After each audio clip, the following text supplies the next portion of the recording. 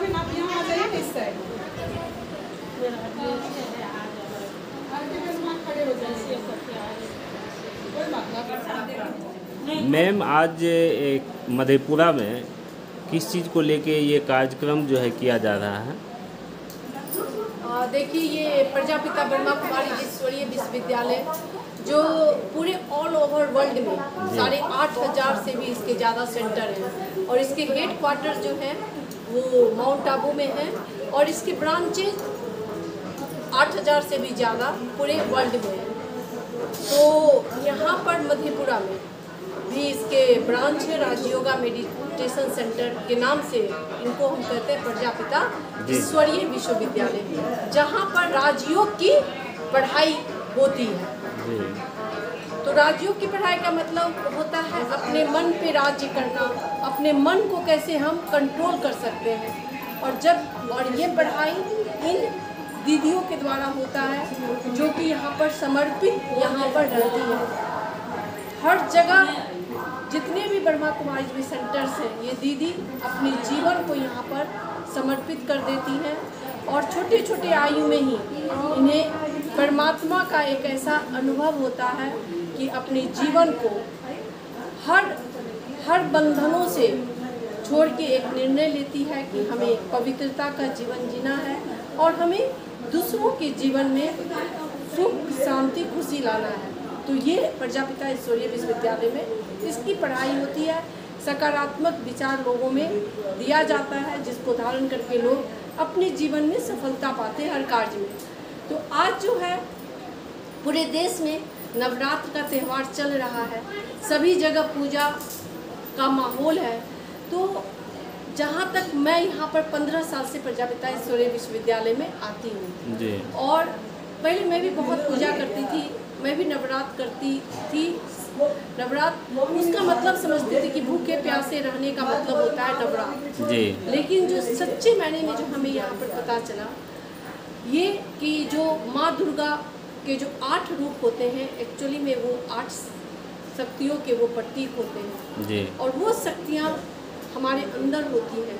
अगर हम राजयोग की पढ़ाई करेंगे, अगर हम ब्रह्मा कुमारी सेंटर्स पे 1 घंटे अगर डेली देंगे तो वो ताकत हमारे अंदर में भी आने लगेगी।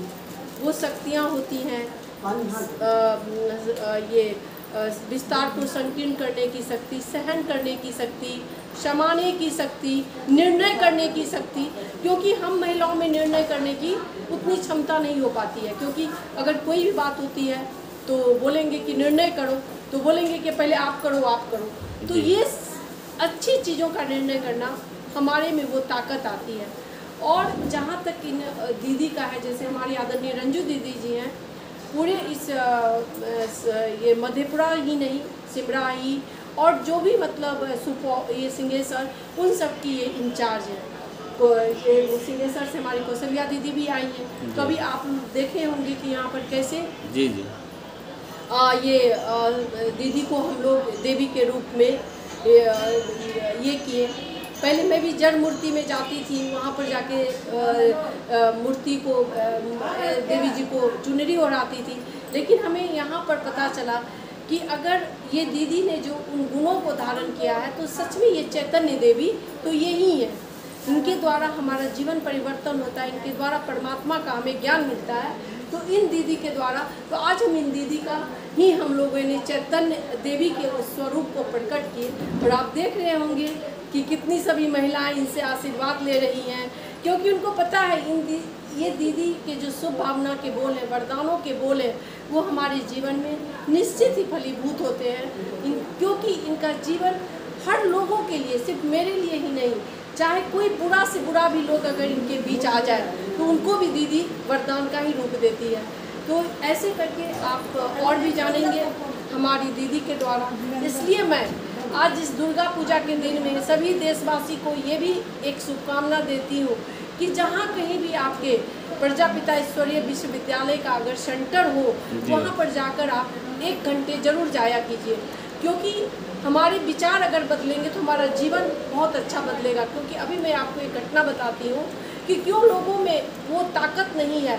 अभी एक घटना अभी 2 सप्ताह पहले की बात है या 1 सप्ताह पहले की बात है, बनमनकी की घटना है। एक स्कॉर्पियो में या कोई सा दूसरी गाड़ी थी या ये इनोवा थी, उसके गाड़ी में बस थोड़ा सा खरोच आया और लोगों ने उतरकर उस आदमी का मर्डर कर दिया। अच्छा। तो ऐसी घटना, ये एक छोटी घटना, ये बहुत बड़ी घटना है। जी, और ये बड़ी घटना होती रहती है, चाहे सोशल मीडिया के द्वारा सबको ही पता होता है मर्डर की घटना, या कहीं भी छोटी बच्चियों के साथ गलत दुर्व्यवहार क्या कर दिया जाता है, शराब पी के, कॉडेक्स पी के। तो एक तो कानून व्यवस्था है जो हमारी लचर है, जिसके कारण उसको न्याय नहीं मिल पाता है। लेकिन दूसरी जो हमारी दीदी मैं देखी हूँ इस सेंटर पे, ब्रह्मा कुमारी सेंटर पे, ऐसे बहुत सारे क्रिमिनल्स लोग भी आते हैं जो कि अपने विचारों को परिवर्तन करके अपना जीवन को बहुत ही सुंदर बनाते हैं, क्योंकि उनका जीवन बहुत ही उनको कोई निगेटिव इतने भरे हुए होते हैं, कोई उनको अच्छी बातें नहीं कहते हैं, उनको पता ही नहीं चलता। आप देखे होंगे यहाँ पर कोई भी भगवान का मंदिर नहीं है, कोई मंदिर नहीं है।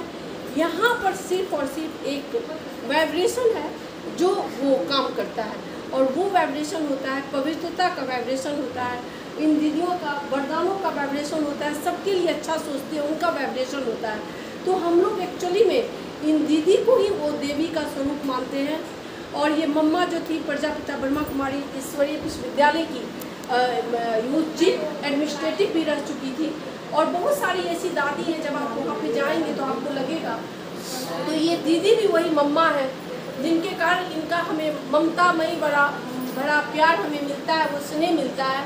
तो हम यहाँ पर आके अपने जीवन को यहाँ पर बदलते हैं, अच्छा जीवन जीने की प्रेरणा मिलती है, और हमें अच्छे रास्ते पे चलने की हमें एक शिक्षा मिलती है। तो बहुत बातें हैं प्रजापिता ईश्वरीय विश्वविद्यालय के अंदर, जिनको यहाँ पर आने पर ही लोग महसूस कर सकते हैं और उस जीवन को उसमें धारण करके पा सकते हैं। क्या प्रतिदिन यहाँ क्लास चलती है? डेली यहाँ पर क्लासेस होती हैं, और 1 घंटे की क्लासेस होती हैं। संडे को? और संडे को भी होती है, 24 आवर्स। Thank you.